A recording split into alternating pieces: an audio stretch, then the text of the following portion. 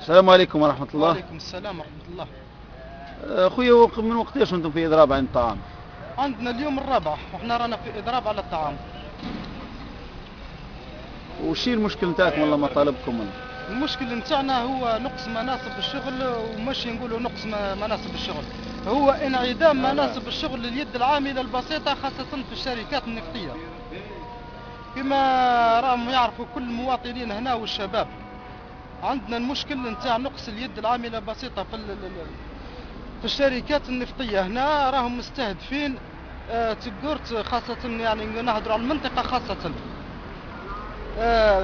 مناصب الشغل شركات خاصة ذوي الأجور الضعيفة، أما الشركات النفطية ذوي الأجور القوية. يعني تقدر تقول عندنا تقريبا 3 سنوات ما شفناش يعني منصب شغل هنا تعلق عندنا نتاع منصب عمل في شركة نفطية. بالزيادة على هذا الوكالة، وكالة تجورت للتشغيل، الوكالة الوطنية للتشغيل اللي تخص تجورت عندها أكثر من 6 شهور وهي مبلعة بحجة الترميم. ونهار اللي بداو في الترميم نتاع الوكالة ما داروش بديل، ما دارولناش مكتب للاستقبال ولا لطرح الانشغالات. مدير الوكالة راهو في غياب، مدير الوكالة دائما راهو غايب علينا وما شفناش وما حكمناش باش نطرحوا الانشغالات نتاعنا. كما يوم الثلاثاء من المفروض انه يوم الاستقبال نتاع الشباب البطالين باش يطرحوا الانشغالات نتاعهم. عندكم شحال وانتم هنا في إضراب على الطعام؟ هذا اليوم الرابع، عندنا 4 أيام. هل كانت هناك اتصالات من طرف المسؤولين المحليين ولا؟ المسؤولين المحليين كانوا في غياب تام، الا مسؤول رئيس بلدية النزلة اللي رانا تابعين ليها جانا في اليوم الثالث. في اليوم الثالث بعد ما سقط صاحبنا مريض من شدة الجوع، وجات الحماية المدنية كما راكم شفتوا في الفيديو اللي رانا صورناه ودرناه في الفيسبوك. في الليل جانا رئيس البلدية، ولما جانا طلب منا ان نتنازلوا على الإضراب هذا وانه يتبع المكتب التشغيل تابع علينا وتكون شفافية في العمل. لكن نحن رفضنا ان نتنازلوا على الإضراب، لانه الإضراب نتاعنا ما يتنازلوا عليه في حالة واحدة، إذا توفرت المطالب نتاعنا. والمطالب نتاعنا هي توفير مناصب شغل لليد العاملة بسيطة. احنا هنا رانا نطالبوا بمناصب شغل، مناصب شغل في الشركات النفطية، رانا نطالبوا في مناصب شغل في الشركات النفطية، والمدة ما تكونش مدة 6 شهور ولا مدة عام. لازم نديو حقوقنا، لازم تكون على الأقل عامين ولا دايما، حتى إذا كان ماشي دايما على الأقل عامين باش نستفيدوا. وكما راكم تشوفوا المكتب نتاعنا، مكتب التشغيل نتاع بلدية النزلة راهو يفتح غير الصباح الفترة الصباحية، اما الفترة المسائية راهو ما يفتحش. كما راكم تشوفوا راهو مغلوق. من المفروض هذا الوقت يكون مفتوح مكتب التشغيل، بس هما لا ما يفتحوش، يقول لك راهي عندنا الأعمال نعملوا الداخل، وهذا الشيء ماهوش من حقهم. هنا يعني انعدام الشفافية. في الشركات النفطية أكثر من سنتين ما كاش مناصب لليد العاملة في الشركات، اليد العاملة بسيطة في الشركات النفطية. المناصب الشغل هذه وين راهي تروح الله أعلم. مدير الوكالة ما نتلاقوش وما نشوفوش، مدير الوكالة راهو في غياب تام، والوكالة راهي مغلوقة أكثر من 6 شهور مغلوقة بحجة الترميم. ويوم غلقوا الوكالة، يوم غلقت الوكالة ما دارولناش بديل، ما دارولناش مكان للاستقبال.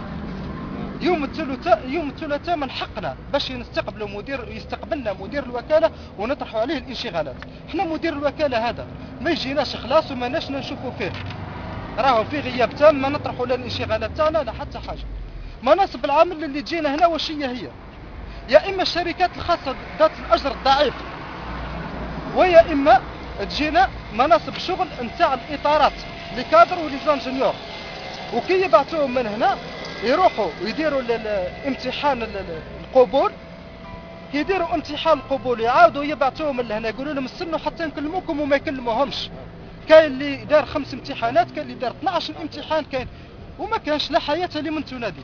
المسؤولين هنا اي مسؤول نقصدوه يقول لنا لا قضية الشغل هذه قضية ما تخصنيش، قضيتنا على رسم رئيس البلدية. قال قضية الشغل انا ما يشتاب عليا. رئيس الدائرة كي بدينا الاضراب ليومنا هذا ما جاناش وما حوش علينا بتاتا. صاحبنا لما سقط مريض وجات الحمايه هزاته كما شفتوا في الفيديو كليب في الفيسبوك، جات الحمايه وهزاته في حاله لا يرثى لها، حاله خطيره جد خطيره، وقاموا بعلاجه من هيه. ما جاناش حتى مسؤول وما دار بينا. رئيس البلديه جانا البارح في اليوم الثالث بعد ما سقط صاحبنا في حاله خطيره، جانا لهنا. الشيء اللي جابه لنا واش هو اطلب منا ان نتراجعوا على الاضراب هذا، لكن احنا ما نشنا رايحين نتراجعوا على الاضراب نتاعنا الا في حاله واحده، استجابه لمطالبنا. المطالب انه يرجع الوكاله مفتوحه، هذا المطلب الاول.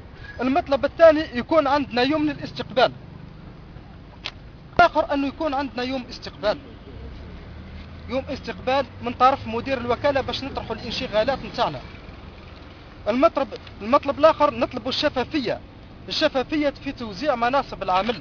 احنا ما عندناش شفافيه بتاتا، وما عندناش مناصب عمل راهي تجينا في الشركات النفطيه، راهي ماشي شبه معدومه، منعدمه تماما. وما ننسوش باللي كما صرحوا وسائل الاعلام كاينه مناصب الشغل، ماشي ما كانتش في الشركات النفطيه خاصه اليد العامله بسيطه، بصح وين راهي تروح الله اعلم.